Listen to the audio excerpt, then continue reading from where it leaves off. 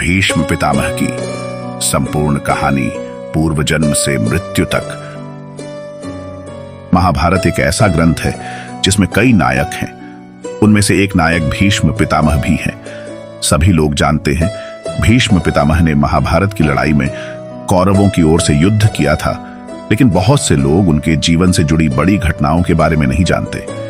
जैसे भीष्म पितामह पूर्व जन्म में कौन थे, किसके श्राप के कारण उन्हें मनुष्य योनि में जन्म लेना पड़ा, उनके गुरु कौन थे और उन्हें क्यों अपने ही गुरु से युद्ध करना पड़ा।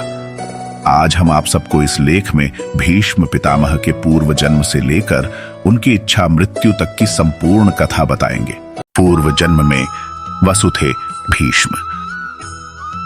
महाभारत के आदि पर्व के अनुसार एक बार पृथु आदि वसु अपनी पत्नियों के साथ मेरु पर्वत पर भ्रमण कर रहे थे। वहां वशिष्ठ ऋषि का आश्रम भी था। एक वसु पत्नी की दृष्टि ऋषि वशिष्ठ के आश्रम में बंधी नंदिनी नामक गाय पर पड़ गई। उसने उसे अपने पतिदेव नामक वसु को दिखाया तथा कहा कि वह यह गाय अपनी सखियों के लिए चाहती है। पत्नी की बात मानकर देव ने अपने भाइयों के साथ उस गाय का हरण कर लिया। जब महर्षि वशिष्ठ अपने आश्रम आए तो उन्होंने दिव्य दृष्टि से सारी बात जान ली। वसुओं के इस कार्य से क्रोधित होकर ऋषि ने उन्हें मनुष्य योनि में जन्म लेने का श्राप दे दिया। जब सभी वसु ऋषि वशिष्ठ से क्षमा मांगने आए तब ऋषि ने कहा कि तुम सभी वसुओं को तो शीघ्र ही मनुष्य योनि से मुक्ति मिल जाएगी, लेकिन इस देव नामक वसु को अपने कर्म भोगने के लिए बहुत दिनों तक पृथ्वी लोक में रहना पड़ेगा। महाभारत के अनुसार देव नामक वसु ने गंगापुत्र भीष्म के रूप में जन्म लिया था। श्राप के प्रभाव से वे लंबे समय तक पृथ्वी पर रहे तथा अंत में इच्छा मृत्यु से प्राण त्यागे। कैसे हुआ भीष्म पितामह का जन्म? भीष्म पितामह के पिता का नाम राजा शांतनु था। एक बार शांतनु शिकार खेलते खेलते गंगा तट पर जा पहुंचे। उन्होंने वहां एक परम सुंदर स्त्री देखी। उसके रूप को देखकर शांतनु उस पर मोहित हो गए। शांतनु ने उसका परिचय पूछते हुए उसे अपनी पत्नी बनने को कहा।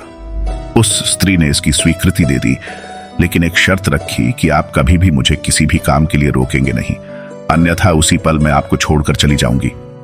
शांतनु ने यह शर्त स्वीकार कर ली तथा उस स्त्री से विवाह कर लिया। इस प्रकार दोनों का जीवन सुखपूर्वक बीतने लगा। समय बीतने पर शांतनु के यहाँ 7 पुत्रों ने जन्म लिया, लेकिन सभी पुत्रों को उस स्त्री ने गंगा नदी में डाल दिया। शांतनु यह देखकर भी कुछ नहीं कर पाए, क्योंकि उन्हें डर था कि यदि मैंने इससे इसका कारण पूछा तो यह मुझे छोड़कर चली जाएगी। 8वां पुत्र होने पर जब वह स्त्री उसे भी गंगा में डालने लगी तो शांतनु ने उसे रोका और पूछा कि वह यह क्यों कर रही है। उस स्त्री ने बताया कि मैं देवंदी गंगा हूं तथा जिन पुत्रों को मैंने नदी में डाला था वे सभी वसु थे, जिन्हें वशिष्ठ ऋषि ने श्राप दिया था। उन्हें मुक्त करने लिए ही मैंने उन्हें नदी में प्रवाहित किया। आपने शर्त न मानते हुए मुझे रोका, इसलिए मैं अब जा रही हूं। ऐसा कहकर गंगा शांतनु के 8वें पुत्र को लेकर अपने साथ चली गई। देवव्रत था भीष्म का असली नाम। गंगा जब शांतनु के 8वें पुत्र को साथ लेकर चली गई तो राजा शांतनु बहुत उदास रहने लगे। इस तरह थोड़ा और समय बीता। शांतनु एक दिन गंगा नदी के तट पर घूम रहे थे। वहां उन्होंने देखा कि गंगा में बहुत थोड़ा जल रह गया है और वह भी प्रवाहित नहीं हो रहा है। इस रहस्य का पता लगाने जब शांतनु आगे गए तो उन्होंने देखा कि एक सुंदर व दिव्य युवक अस्त्रों का अभ्यास कर रहा है और उसने अपने बाणों के प्रभाव से गंगा की धारा रोक दी है। यह दृश्य देखकर शांतनु को बड़ा आश्चर्य हुआ। तभी वहां शांतनु की पत्नी गंगा प्रकट हुई और उन्होंने बताया कि यह युवक आपका 8वां पुत्र है। इसका नाम देवव्रत है। इसने वशिष्ठ ऋषि से वेदों का अध्ययन किया है तथा परशुराम जी से इसने समस्त प्रकार के अस्त्र शस्त्रों को चलाने की कला सीखी है। यह श्रेष्ठ धनुर्धर है तथा इंद्र के समान इसका तेज है। देवव्रत का परिचय देकर गंगा उसे शांतनु को सौंप कर चली गई। शांतनु देवव्रत को लेकर अपनी राजधानी में लेकर आए तथा शीघ्र ही उसे युवराज बना दिया। गंगा पुत्र देवव्रत ने अपनी व्यवहार कुशलता के कारण शीघ्र प्रजा को अपना हितैषी बना लिया, इसीलिए देवव्रत का नाम पड़ा भीष्म। एक दिन राजा शांतनु यमुना नदी के तट पर घूम कर रहे थे। तभी उन्हें वहां एक सुंदर युवती दिखाई दी। परिचय पूछने पर उसने स्वयं को निषाद कन्या सत्यवती बताया। उसके रूप को देखकर शांतनु उस पर मोहित हो गए तथा उसके पिता के पास जाकर विवाह का प्रस्ताव रखा। तब उस युवती के पिता ने शर्त रखी कि यदि मेरी कन्या से उत्पन्न संतान ही आपके राज्य की उत्तराधिकारी हो तो मैं इसका विवाह आपके साथ करने को तैयार हूं। यह सुनकर शांतनु ने निषाद राज को इनकार कर दिया, क्योंकि वे पहले ही देवव्रत को युवराज बना चुके थे। इस घटना के बाद राजा शांतनु चुप से रहने लगे। देवव्रत ने इसका कारण जानना चाहा तो शांतनु ने कुछ नहीं बताया। तब देवव्रत ने शांतनु के मंत्री से पूरी बात जान ली तथा स्वयं निषाद राज के पास जाकर पिता शांतनु के लिए उस युवती की मांग की। निषाद राज ने देवव्रत के सामने भी वही शर्त रखी। तब देवव्रत ने प्रतिज्ञा लेकर कहा कि आपकी पुत्री के गर्भ से उत्पन्न महाराज शांतनु की संतान ही राज्य की उत्तराधिकारी होगी। तब निषाद राज ने कहा, यदि तुम्हारी संतान ने मेरी पुत्री की संतान को मारकर राज्य प्राप्त कर लिया तो क्या होगा? तब देवव्रत ने सबके सामने अखंड ब्रह्मचर्य की प्रतिज्ञा ली तथा सत्यवती को ले जाकर अपने पिता को सौंप दिया। तब पिता शांतनु ने देवव्रत को इच्छा मृत्यु का वरदान दिया। देवव्रत की इस भीषण प्रतिज्ञा के कारण ही उनका नाम भीष्म पड़ा। भीष्म ने किया था काशी की राजकुमारियों का हरण। भरतवंशी राजा शांतनु को पत्नी सत्यवती से 2 पुत्र हुए, चित्रांगद और विचित्रवीर्य। दोनों ही बड़े होनहार व पराक्रमी थे। अभी चित्रांगद ने युवावस्था में प्रवेश भी नहीं किया था कि राजा शांतनु स्वर्गवासी हो गए। तब भीष्म ने माता सत्यवती की सम्मति से चित्रांगद को राजगद्दी पर बैठाया, लेकिन कुछ समय तक राज करने के बाद ही उसी के नाम के गंधर्वराज चित्रांगद ने उसका वध कर दिया।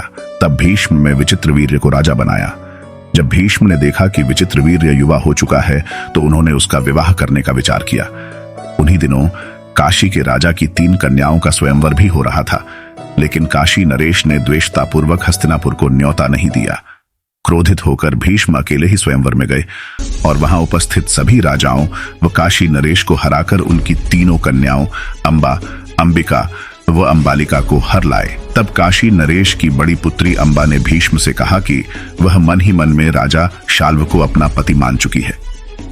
यह बात जानकर भीष्म ने अंबा को उसके इच्छानुसार जाने की अनुमति दे दी तथा शेष 2 कन्याओं का विवाह विचित्रवीर्य से कर दिया। भीष्म ने क्यों किया? अपने गुरु से युद्ध।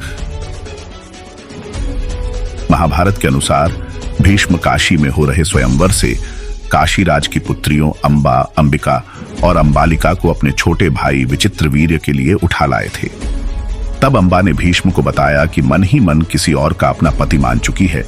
तब भीष्म ने उसे ससम्मान छोड़ दिया, लेकिन हरण कर लिए जाने पर उसने अंबा को अस्वीकार कर दिया। तब अंबा भीष्म के गुरु परशुराम के पास पहुंची और उन्हें अपनी व्यथा सुनाई। अंबा की बात सुनकर भगवान परशुराम ने भीष्म को उससे विवाह करने के लिए कहा, लेकिन ब्रह्मचारी होने के कारण भीष्म ने ऐसा करने से इनकार कर दिया।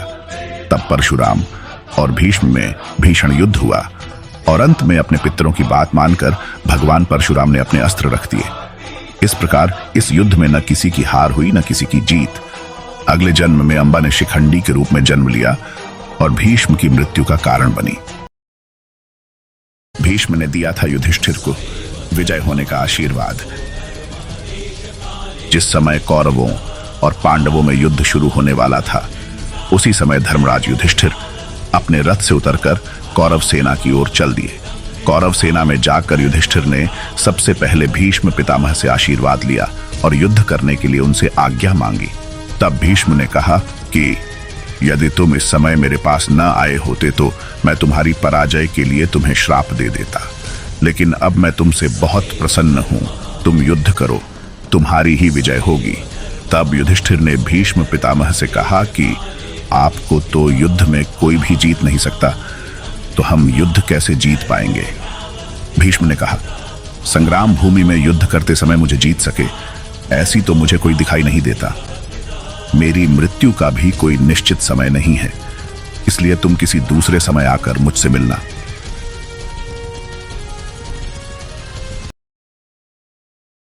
भीष्म ने स्वयं बताया था अपनी मृत्यु का रहस्य। महाभारत के युद्ध में भीष्म पितामह ने पांडव सेना में भयंकर मारकाट मचाई। पांडव भी भीष्म का यह रूप देखकर डर गए। तब उन्होंने भगवान श्री कृष्ण से भीष्म पितामह को हराने का उपाय पूछा। तब भगवान श्री कृष्ण ने कहा कि यह उपाय तो स्वयं भीष्म ही बता सकते हैं। तब पांचों पांडव भगवान श्री कृष्ण के साथ भीष्म पितामह से मिलने गए और उनसे पूछा कि आपको युद्ध में कैसे हराया जा सकता है। तब भीष्म ने बताया कि तुम्हारी सेना में जो शिखंडी है वह पहले एक स्त्री था, बाद में पुरुष बना। अर्जुन यदि शिखंडी को आगे करके मुझ पर बाणों का प्रहार करें, वह जब मेरे सामने होगा तो मैं बाण नहीं चलाऊंगा। इस मौके का फायदा उठाकर अर्जुन मुझे बाणों से घायल कर दें। इस प्रकार मुझ पर विजय प्राप्त करने के बाद ही तुम यह युद्ध जीत सकते हो। ऐसे हुई भीष्म पितामह की पराजय। महाभारत युद्ध के 10वें दिन भी भीष्म पितामह ने पांडवों की सेना में भयंकर मारकाट मचाई। यह देखकर युधिष्ठिर ने अर्जुन से भीष्म पितामह को रोकने के लिए कहा। अर्जुन शिखंडी को आगे करके भीष्म से युद्ध करने पहुंचे। शिखंडी को देखकर भीष्म ने अर्जुन पर बाण नहीं चलाए और अर्जुन अपने तीखे बाणों से भीष्म पितामह को बींधने लगे। इस प्रकार बाणों से छलनी होकर भीष्म पितामह सूर्यास्त के समय अपने रथ से गिर गए। उस समय उनका मस्तक पूर्व दिशा की ओर था। उन्होंने देखा कि इस समय सूर्य अभी दक्षिणायन में है, अभी मृत्यु का उचित समय नहीं है, इसलिए उन्होंने उस समय अपने प्राणों का त्याग नहीं किया। युधिष्ठिर को दिया धर्म ज्ञान। महाभारत युद्ध की समाप्ति के बाद भगवान श्री कृष्ण ने युधिष्ठिर से कहा कि इस समय पितामह भीष्म बाणों की शैया पर हैं। आप उनके पास चलकर उनके चरणों को प्रणाम कीजिए और आपके मन में जितने भी संदेह हो उनके बारे में पूछ लीजिए। श्री कृष्ण की बात मानकर युधिष्ठिर भीष्म पितामह के पास गए और उनसे धर्म, अर्थ, काम और मोक्ष का ज्ञान प्राप्त किया। युधिष्ठिर को ज्ञान देने के बाद भीष्म पितामह ने उनसे कहा कि अब तुम जाकर न्यायपूर्वक शासन करो। जब सूर्य उत्तरायण हो जाए उस समय फिर मेरे पास आना। ऐसे त्यागे भीष्म पितामह ने अपने प्राण। जब सूर्यदेव उत्तरायण हो गए तब युधिष्ठिर सहित सभी लोग भीष्म पितामह के पास पहुंचे। उन्हें देखकर भीष्म पितामह ने कहा कि इन तीखे बाणों पर शयन करते हुए मुझे 6 दिन हो गए हैं। उन्होंने श्री कृष्ण को संबोधित करते हुए कहा कि अब मैं प्राणों का त्याग करना चाहता हूं। ऐसा कहकर भीष्म जी कुछ देर तक चुपचाप रहे। इसके बाद वे मन सहित प्राणवायु को क्रमशः भिन्न भिन्न धारणाओं में स्थापित करने लगे। भीष्म जी का प्राण उनके जिस अंग को त्याग कर ऊपर उठता था उस अंग के बाण अपने आप निकल जाते और उनका घाव भी भर जाता। भीष्म जी ने अपने देह के सभी द्वारों को बंद करके प्राण को सब ओर से रोक लिया, इसलिए वह उनका मस्तक ब्रह्मरंध्र फोड़कर आकाश में चला गया। इस प्रकार महात्मा भीष्म के प्राण आकाश में विलीन हो गए।